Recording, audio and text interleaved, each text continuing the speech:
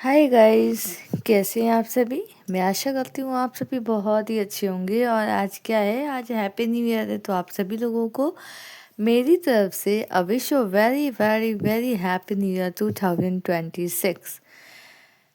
आज आप लोग बहुत सारा एंजॉय भी कर रहे होंगे, लेकिन एंजॉय के साथ साथ में पढ़ाई भी करनी है ना। तो आइए, मैं आपसे आज कोई क्वेश्चन नहीं पूछूंगी, जबकि मेरा कुछ टॉपिक होगा आज आपको पढ़ाने का। और आज मेरा टॉपिक है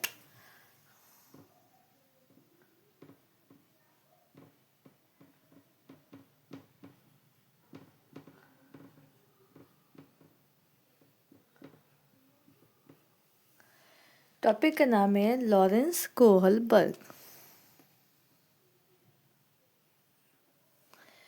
ये टॉपिक मैं आपको पूरा पढ़ाने वाली हूँ। लॉरेंस कोहलबर्ग के बारे में उन्होंने कितने सिद्धांत दिए हैं, कौन कौन से चरण हैं, ये सारी चीज़ें आज हम आपको लॉरेंस कोहलबर्ग की इस थ्योरी में देने वाली है। Theory of Lawrence Kohlberg.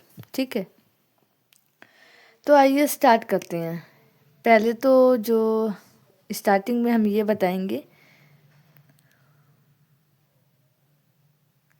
जो हमारे लॉरेंस कोहलबर्ग थे, इन्होंने इनका जो सिद्धांत था,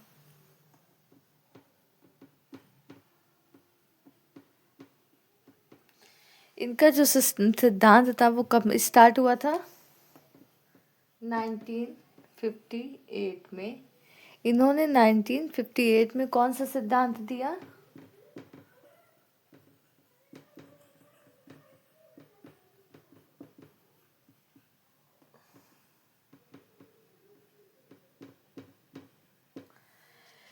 तो पहले सिद्धांत के बारे में जानेंगे कि जो लॉरेंस कोहलबर्ग हैं, इन्होंने 1958 में नैतिक विकास का सिद्धांत दिया है। ये आप सब लोग ने पढ़ा होगा कि इन्होंने नैतिक विकास का सिद्धांत दिया है, तो उन्होंने 1958 में दिया है।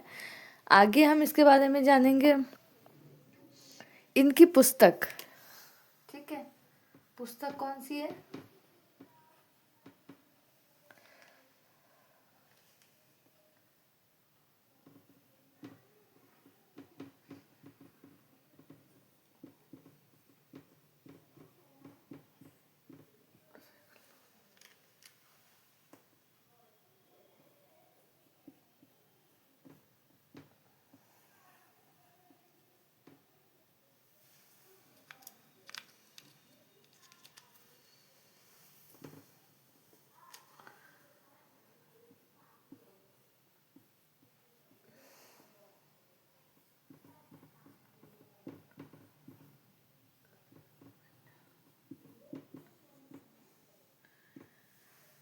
इनकी पुस्तक का क्या नाम है। इनकी पुस्तक का नाम है the psychology of moral development. इन्होंने प्रकाशित किया है, इनकी पुस्तक का नाम है the psychology of moral development. ठीक है, आगे मोरल जो कोहलबर्ग का सिद्धांत था उसके बारे में आपने सुना ही होगा कि इन्होंने जो सिद्धांत अपने दिए हैं वो 10 से 16 वर्ष के बीच में दिए हैं। 10 से 16 वर्ष के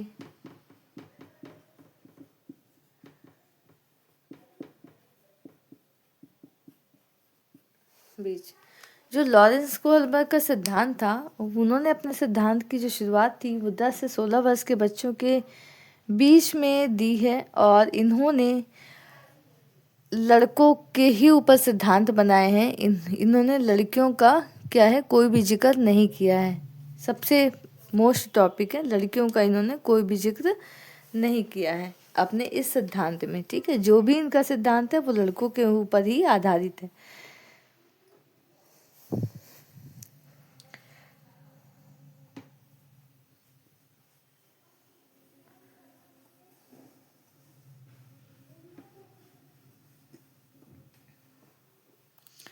तो जो लॉरेंस कोहलबर्ग ने हैं, उन्होंने उनके ऊपर एक कहानी बनी है। तो कहानी का क्या है,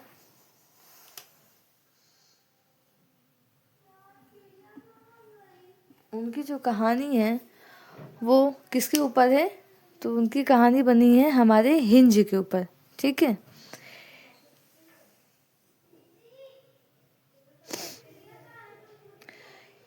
तो हिंज के ऊपर इनकी कहानी कैसे बनी है?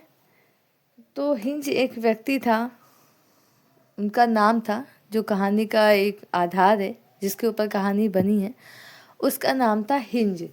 तो हिंज क्या करता है, उस कहानी के बारे में मैं थोड़ा सा आपको बता देती हूँ कि हिंज क्या करता है। हिंज को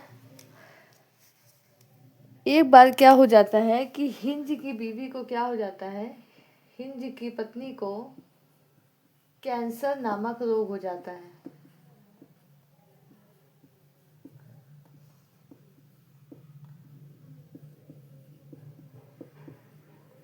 हिंज की पत्नी को कैंसर नामक रोग हो जाता है। तो जो हिंज रहता है वो क्या करता है, वो कहता है डॉक्टर से कि डॉक्टर मुझे दवा दे दीजिए। ठीक है, डॉक्टर को के पास वो दवा रहती है और हिंज कहता है कि डॉक्टर से दवा मतलब मांगता है कि मुझे अपनी बीवी को बचाना है, उसके लिए वो दवा दे दीजिए। दवा क्या करता है, मांगता है, लेकिन डॉक्टर क्या कह देता है, डॉक्टर इनकार कर देता है देने से। ठीक है, डॉक्टर इनकार कर देता है।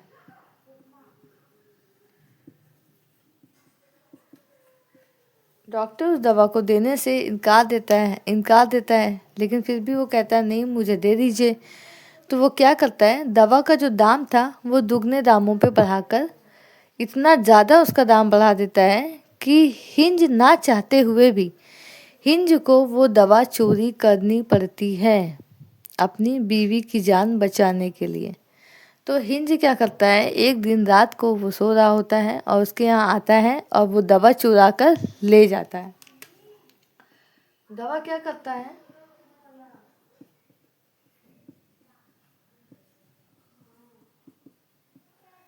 हिंज जो है वो दवा चुरा कर ले जाता है। ठीक है, तो अब यहाँ से ही इस सिद्धांत का जो स्टार्टिंग है वो यहीं से होती है कि आप लोगों से पूछा जाता है कि नैतिक विकास में इन्हें नैतिकता क्या करनी चाहिए, वो दवा चुरानी चाहिए या नहीं चुरानी चाहिए। तो ये सिद्धांत इसी पे आधारित है, इनकी इस कहानी पर ही ये सिद्धांत आधारित है और इसी को बोलते हैं हम नैतिक विकास या नैतिक तर्कणा का सिद्धांत। ठीक है।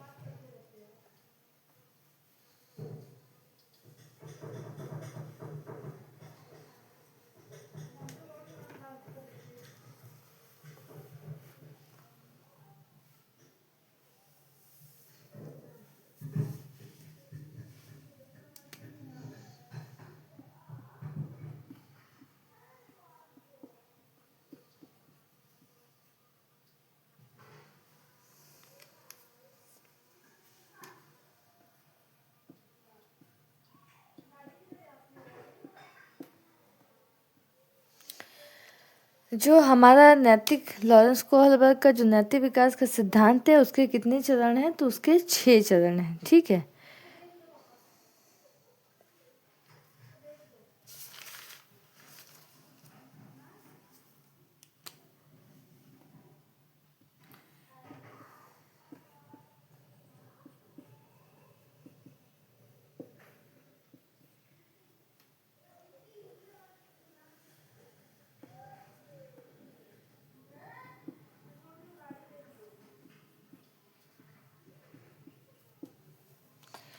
पहले चरण का इसका जो नाम है वो नैतिक दुविधा है, नैतिक दुविधा का सिद्धांत। ठीक है, तो नैतिक दुविधा में क्या होती है, कुछ चीज़ें आती हैं नैतिक दुविधा में, जैसे कि हिंज को दवा चोरी करनी चाहिए, नहीं करनी चाहिए, चोरी कर ले ना करे। ठीक, हिंज ये सोचता है कि वो दवा वो चोरी कर ले या ना करे। ठीक है, इसका एग्जाम्पल एक और हम ले सकते हैं, जैसे बाई चांस आपको अपने बच्चे को बचाना है या आपको अपनी माँ को बचाना है, तो आप क्या करेंगे, आप अपने बच्चे को बचाएंगे या अपनी माँ को बचाएंगे, बच्चा या माँ, आप अपनी माँ को बचाएंगे या बच्चे को बचाएंगे। ठीक है, तो यहाँ पर भी एक नैतिक दुविधा खड़ी होती है। ठीक, अगर हम ये कहें कि एक लड़का है जो अपनी गर्लफ्रेंड से बहुत प्यार करता है, हाँ ठीक है, और उससे ही शादी करना चाहता है, लेकिन उसके पापा कहते हैं कि नहीं, हमें फोर व्हीलर चाहिए है ना लड़की से, हम ऐसी जगह शादी करेंगे, तुम्हारी नौकरी लग गई है तो हम ऐसी जगह शादी करेंगे कि तुम्हें कार मिले, तुम्हें ढेर सारा पैसा मिले, ढेर सारा सामान मिले। हाँ, तो उस समय उस लड़के को क्या करना चाहिए? अपने गर्लफ्रेंड से शादी करना चाहिए या अपने पापा की बात मानना चाहिए? तो वहाँ पर भी वो जो लड़का है क्या होगा, नैतिक दुविधा का शिकार हो जाएगा। ठीक है, गर्लफ्रेंड या पापा, वो कंफ्यूज हो जाता है कि अपने गर्लफ्रेंड की बात माननी चाहिए या अपने पापा की बात माननी चाहिए, है ना। तो दो विरोधी नैतिक विकल्पों में से किसी किसी एक का चयन करना।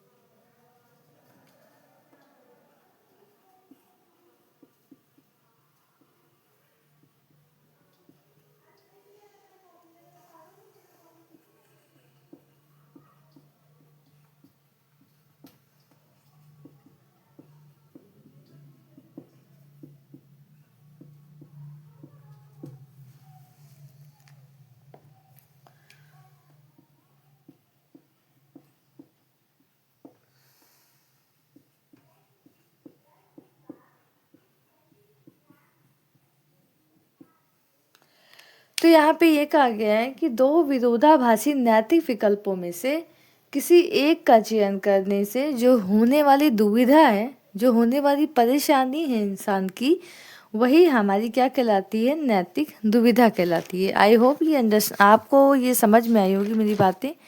ठीक है,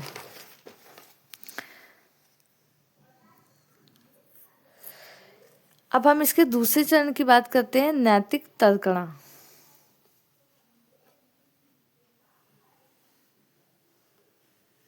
अभी हम इसके चरण बता रहे हैं।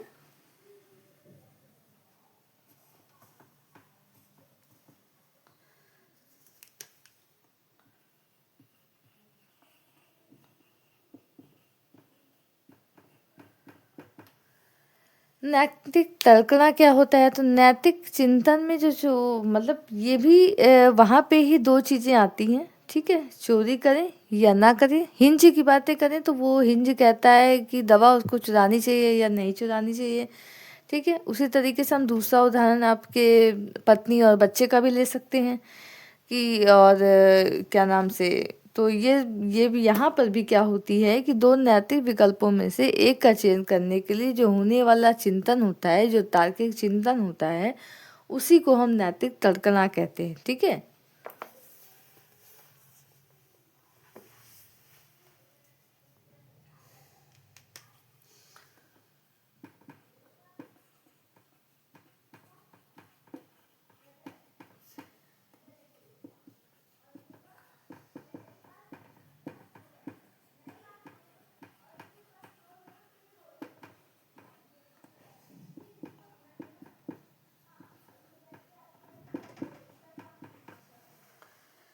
तो यहाँ पे भी क्या है, दो विकल्पों में से किसी एक का चयन करने पर भी क्या होता है, नैतिक दुविधा होती है।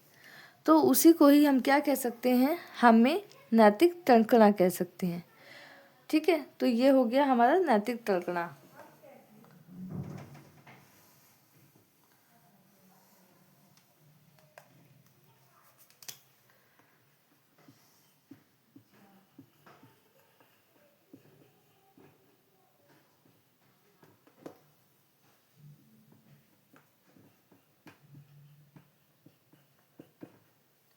अब हमारा नैतिक व्यवहार क्या है? ठीक है, नैतिक व्यवहार क्या है भाई? पहले में क्या था, नैतिक दुविधा में क्या था कि उसको दवा मतलब वो चुराए या ना चुराए। ठीक है, पहले चरण को छोड़ दो, चुराए या ना चुराए, चोरी करे या ना करे। ठीक है, नैतिक तंकड़ा उसका क्या हुआ? यहाँ पे भी उसे क्या नाम है, इसमें भी फंसा हुआ था कि वो चोरी करे या ना करे। अगर वो चोरी कर लेता है तो नैतिक तलकड़ा हो जाता है, ठीक है। और नैतिक व्यवहार में क्या आता है कि जो हिंज था उसने दवा चोरी कर ली, ठीक। जब उसने चोरी कर ली दोनों में से, तो उसी को हम क्या कहेंगे, नैतिक व्यवहार। नैतिक व्यवहार में क्या आएगा, हिंज ने दवा चोरी कर ली, ठीक है। तो उसे हम कहते हैं नैतिक व्यवहार, यानी उसने अपना व्यवहार दिखा दिया है कि उसने क्या किया है, ठीक है। तो यहाँ पे आता है ये 3 चरण, पहले नैतिक दुविधा, दूसरा नैतिक तलकड़ा, तीसरा है नैतिक व्यवहार, ठीक है। ये 3 आपके चरण है। अब इन सिद्धांत के जो चरण है उसमें कितने स्तर हैं, हर एक चरण में 2-2 स्तर हैं, ठीक है। तो आइए हम वो जानते हैं।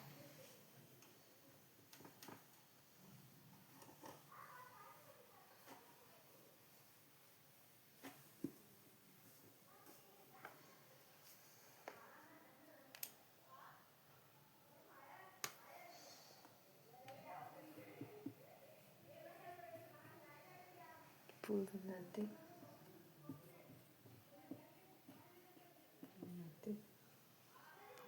पूर्व।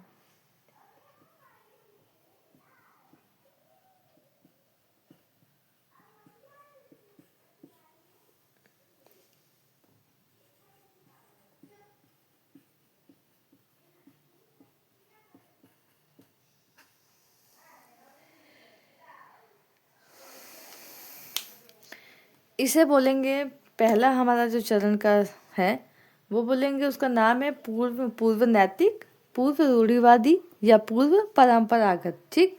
Pre moral, pre traditionals and pre conventional level, ठीक है। ये लेवल है और इसी लेवल में आपको 2 सिद्धांत देखने को मिलेंगे, ठीक है। तो पहला क्या है, पहला सिद्धांत हम छोटी छोटी चीज़ों में बताएंगे आपको, क्योंकि ये वीडियो बहुत लंबी ना हो जाए, इसलिए थोड़ा सा शॉर्ट में चलना पड़ेगा आपको बताने के लिए, क्योंकि अगर हम बहुत ज़्यादा डीप लेंगे तो बहुत ज़्यादा समय हो जाएगा वीडियो में, इसलिए हम थोड़ा सा कम समय लेते हुए जल्दी जल्दी बताने की कोशिश करेंगे। आई होप कि मेन चीज़ें आपको बताएं जिससे आपको समझ में आ जाए, ठीक है। तो नेक्स्ट है हमारा, इसका पहला है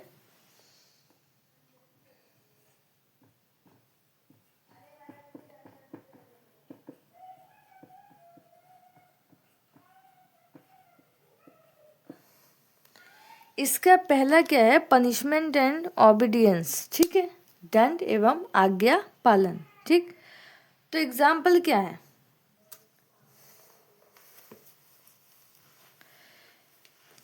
पहले में क्या आता है, दंड एवं आज्ञा पालन, ठीक है। तो बच्चे को क्या है, अगर आप इसमें क्या आएगा आपका दंड एवं आज्ञा पालन में क्या होगा, बच्चे को आपको मतलब कोई मिठाई का डिब्बा दे देता है, मिठाई का डिब्बा अगर बच्चे को आप दे देंगे तो बच्चा क्या करेगा, पूरा पूरा का पूरा मिठाई का डब्बा ले लेगा और वो उसमें से मिठाई किसी को भी नहीं देगा, ठीक है। तो जब वो पूरा डब्बा ले लेता है उसमें से किसी को भी नहीं देता है, तो मम्मी या पापा उसे आँख दिखाते हैं कि नहीं, देना तो पड़ेगा, उसमें से भाई को देना पड़ेगा, अपने और लोगों को शेयर करना पड़ेगा, है ना। तो जो ये दंड है, ये बच्चा इससे डर जाता है, तब जो वो जाकर वो डब्बा देता है।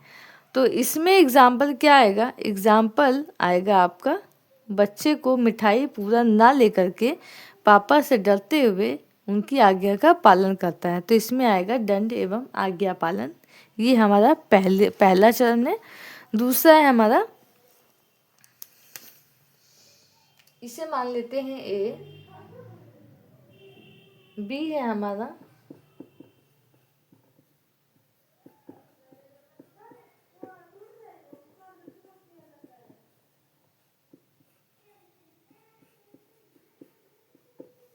दूसरे में आएगा हमारा यांत्रिक सापेक्ष नैतिकता, ठीक है, यानी इंस्ट्रूमेंटल रियलिस्टिक।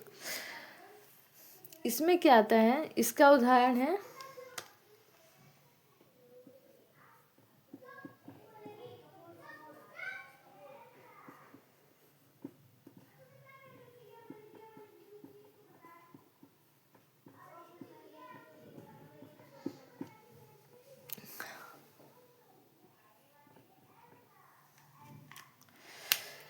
यांत्रिक सापेक्ष और यांत्रिक सापेक्ष नैतिकता में क्या आता है, एग्जाम्पल आप एक समझ लीजिए। तो गाइस ये मेरा दूसरा स्तर आ गया है। इसका नाम है नैतिक स्तर, पारंपरिक स्तर और रूढ़िवादी स्तर। ये 10 से 13 वर्ष के बच्चों के लिए हो सकता है, होता है, मतलब जिसमें थोड़ी बहुत अंडरस्टैंडिंग आ जाती है, 10 से 13 वर्ष के बच्चों के लिए होता है। उस वाले स्तर में बिल्कुल भी अंडरस्टैंडिंग बच्चों के अंदर नहीं होती है, ठीक है, लेकिन इस वाले में थोड़ी अंडरस्टैंडिंग बच्चों के अंदर आ जाया करती है, ठीक है। वो वाला जो स्तर था हमारा पूर्व नैतिक वाला, जो 3 से 10 साल के बच्चों का है, जिसमें ज़्यादा समझ नहीं आती है, लेकिन 10 से 13 वर्ष के बच्चों में थोड़ी समझ आ जाती है। तो ये वाला हमारा नैतिक स्तर, इसे इसका और भी नाम है पारंपरिक स्तर और एक रूढ़िवादी स्तर, ठीक है। इसमें ए और बी दो आपके ना, मैंने बताया था ना, हर एक चरण में दो दो आपके क्या है स्तर है, ठीक है। पहला स्तर है अच्छा लड़का या अच्छी लड़की अवस्था, दूसरा है कानून एवं व्यवस्था अवस्था। अब अच्छा लड़का या अच्छी लड़की अवस्था क्या होती है, ठीक है।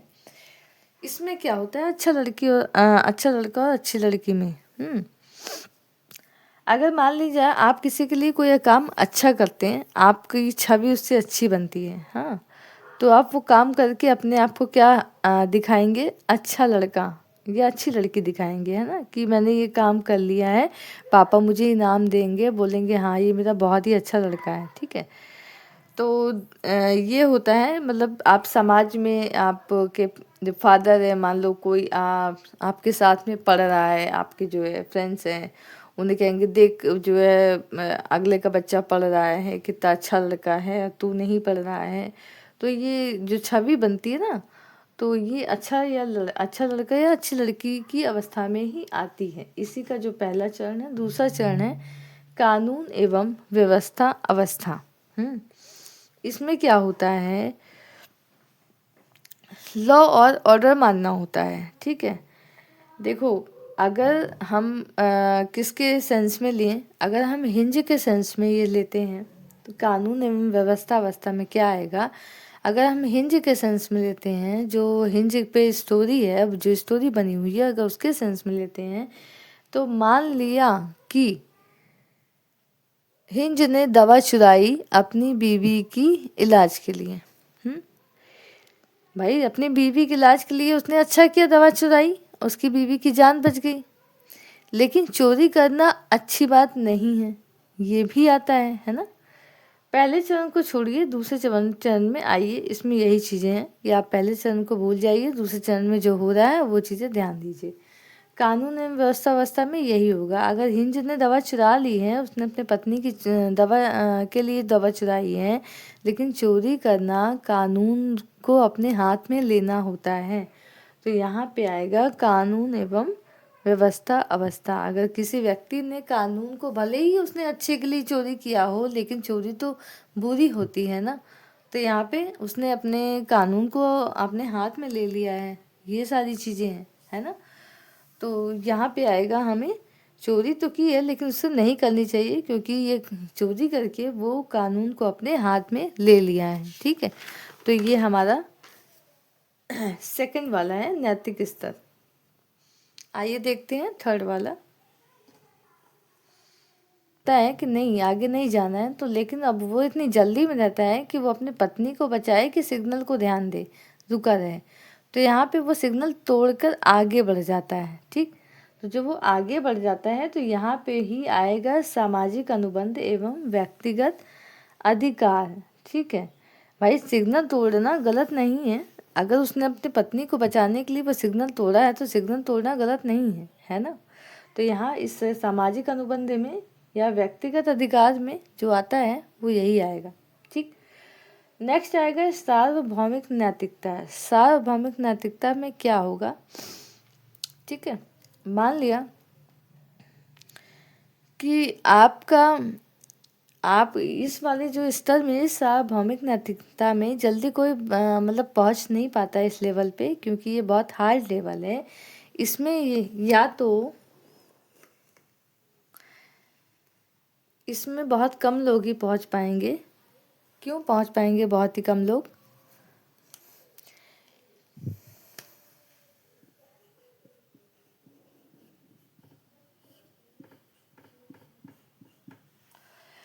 अगर मान लो आपकी माँ मतलब आपकी माँ मर रही हो या आपका बच्चा मर रहा हो, आप ही का बच्चा और आपकी माँ मर रही हो, तो आप किसको बचाएंगे? ठीक, एग्जाम्पल है। मतलब अगर आप ये इसमें से डिसाइड कर देते हैं, अगर आप अपने बच्चे को बचाते हैं तो आप अपनी माँ को मरने देंगे, अगर आप अपने माँ को मरने देते हैं तो आप अपने बच्चे को बचाते हैं, है ना। तो ये है सार्वभौमिक नैतिकता। बहुत ही मतलब हर कोई इस चीज़ पर, इस लेवल पे नहीं पहुंच पाता है कि वो किसी एक का निर्णय ले सके। ये बहुत ही टफ है कंडीशंस, और माँ और बच्चे में से किसी एक को चुनना बहुत ही ज़्यादा टफ हो जाएगा।